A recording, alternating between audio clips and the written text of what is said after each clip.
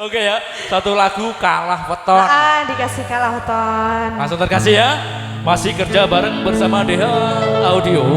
Terima kasih dan juga ada D Production Motorsport. Kita main kembali bersama New Kansas. Pas buat sahabat. Ngopo awak dhewe mbiyen kebeto yen akhire ati iki sing dirembuk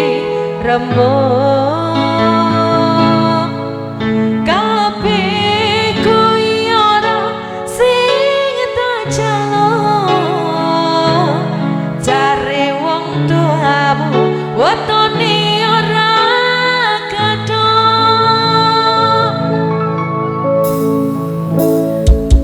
dikasih ada karotan dari New Kansas. Pas buat sahabat.